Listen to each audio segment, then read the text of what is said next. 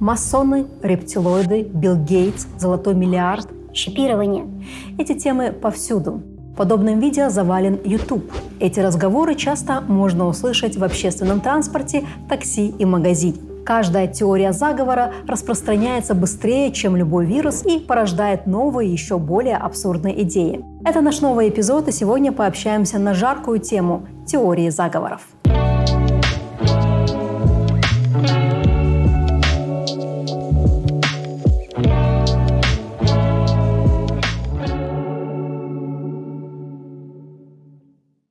Именно так, абсурд. Очень часто теории заговора построены на предположениях, не имеющих логики. Например, жидкий чип в вакцине, чтобы, конечно же, чипировать население планеты. Это же какая-то детская игра. Или, например, теория плоской Земли, согласно которой кругосветные путешествия – результат заговора элит. Сам погляди. Боже мой, Чарли! А рядом с плоской Землей есть еще мозговыносительная вера в то, что космоса не существует, а наша планета окружена непроницаемой небесной твердью. А как насчет рассуждения о том, что медицина создана ради геноцида человечества? Боже мой, Чарли! Сколько таких теорий существует? Тысячи, десятки тысяч. Каждому историческому или социальному явлению можно дорисовать абсурдные подробности, а интернет стал суперпитательной почвой для размножения и роста таких мыслей. Здесь работает принцип, описанный в меме. А когда-то ведь, когда не было соцсетей, только в семье знали, что ты дурачок. Мем смешной, но ситуация страшная. Каждый пользователь сети может создавать и транслировать собственные теории заговора. И здесь включен также принцип, описанный Бернардом Шоу. Если у вас есть яблоко, и у меня есть яблоко, и если мы обмениваемся этими яблоками, то и у вас, и у меня остается по одному яблоку.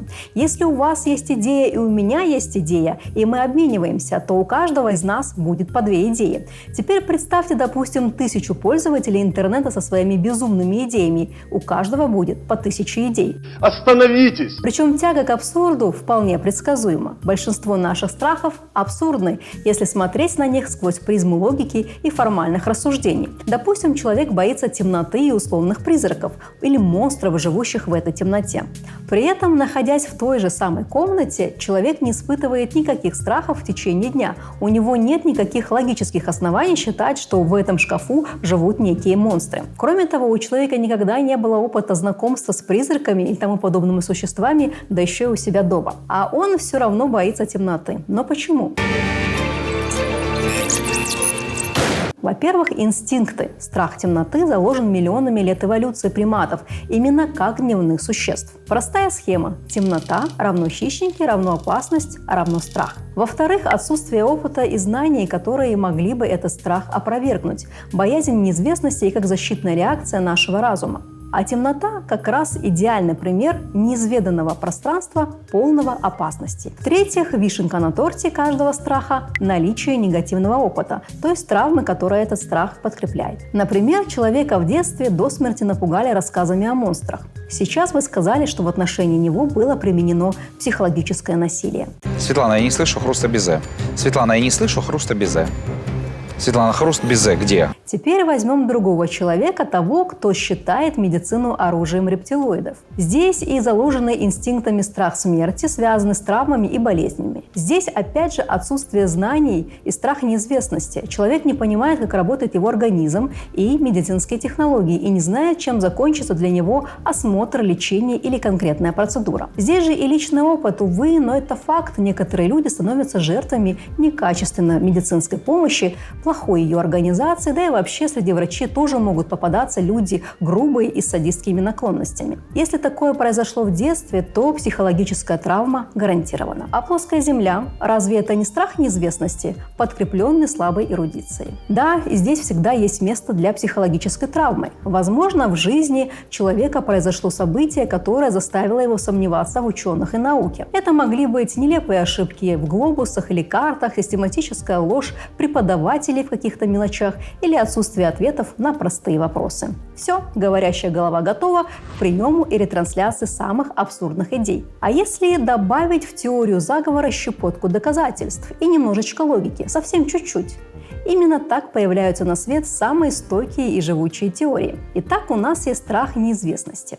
А еще страх перед хищниками в самом широком смысле, включая любых индивидов, которые гораздо сильнее нас. Например, у нас на планете есть так называемый Бельбедерский клуб – неформальные ежегодные съезды богачей и политиков. Они обсуждают вопросы управления мировой экономикой, причем подробности этих разговоров остаются за закрытыми дверями.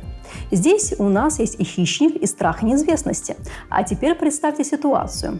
Один из членов этого клуба, влиятельный олигарх, хищник, допустим, из республики Чернолесье. Возвращаясь в родной город, он сообщает журналистам: «Мы тут обсудили один вопрос. К сожалению, на Земле слишком много людей. Надо что-то с этим делать». Зрители смотрят это интервью, их мозг на уровне подсознания начинает включать страхи.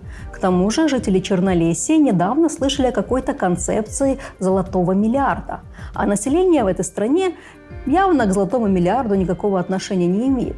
Так что они вполне подходящие кандидаты на участие в программах по борьбе с перенаселением. Теории заговора в данном случае могут и не возникнуть. А ведь вскоре, через месяц после интервью, могут всплыть какие-то совсем уж неоднозначные факты. Например, неудачное лекарство от гриппа в Чернолесье приводит к бесплодию. Сотни пострадавших. Виновных оперативно найдут, ими окажутся коррумпированные чиновники от медицины или связанные с ними медики. Ё-моё! Но в жизни нет второго шанса произвести второе впечатление. Защитные механизмы в головах населения уже включились и собирают мозаику из фактов. Международный тайный клуб олигархов. Разговоры о том, что людей на планете слишком много, лекарства, вызывающие бесплодие, путаница в заявлениях официальных лиц. Мозаика готова. Фантазия ее доработает. Как только я узнал об этой новости, то сразу же захотел проверить информацию. Но делать этого не стал. Если отбросить в сторону совсем уж бредовые идеи о плоской Земле, пришельцах с Нибиру и конце света, то сфера теории заговора не выглядит совсем уж фантастической. Видишь суслика? Нет. И я не вижу. А он есть. В мире действительно полно богатых, влиятельных людей, которые объединяются в закрытые клубы, говорят о перенаселении и о том, что кто-то слишком хорошо живет, слишком много ест или оставляет слишком большой углеродный след. И здесь есть еще одна особенность, характерная для человеческой психики – демонизация.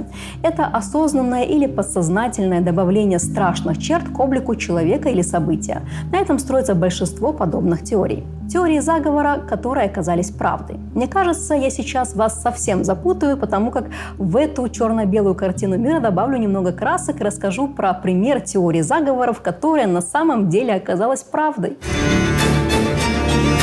Если вы слышали от людей старшего возраста, что в былые времена вещи были покрепче и не портились годами, и техника служила дольше, не спешите списывать это на возраст. Им не показалось. Есть такая теория заговора – заложенный срок поломки. А начиналось все с лампочки. В первых коммерческих лампочках Томаса Эдисона, а это конец 19 века, накалу подвергалась углеродная нить, а не тонкая вольфрамовая спираль, которую стали массово устанавливать лишь 30 лет спустя. Первых покупателей, которые раскошеливались на дорогостоящую новинку – электролампочку, завлекали ее долговечностью. Один раз потратил – используешь долгие счастливые годы. Инженеры действительно работали над тем, как сделать так, чтобы их лампы служили как можно дольше. Однако, по мере того, как электрическое освещение становилось все более массовым явлением, компаниям пришло в голову, что бизнес-модель пора менять. Ведь можно выпускать товар, который служит не так долго, а расходы по его замене возложить на потребителя. Так появился печально знаменитый картель Фебос. В 1920-х годах представители ведущих мировых компаний, производители осветительных ламп, таких как немецкая компания Osram, британская Associated Electrical Industries и американская General Electric, сговорились искусственно сократить срок службы своих ламп до 1000 часов. Подробности этой аферы стали известны лишь несколько десятилетий спустя, когда государственные органы и журналисты стали проводить расследования. И ложечки не нашлись, и осадочек остался, и доверие потребителей оказалось навсегда подорвано. Тем более, что и сами производители уже и не скрывают своих намерений производить недолговечные товары, регулярно выпускать все более и более новые, якобы усовершенствованные модели, выхода которых мы с помощью маркетинга так ждем. И почему я сейчас подумала про свой iPhone? А в одной из пожарных частей Калифорнии вот уже более 100 лет светит лампочка, в которой использована та самая углеродная нить Эдисона, которая не перегорает и не требует замены. Факт этот зафиксирован, даже занесен в Книгу рекордов Гиннесса. Вот и все. Никакой фантастики и не нужны нам пришельцы с Нибиру. Жду ваших комментариев внизу под этим видео. Скоро увидимся.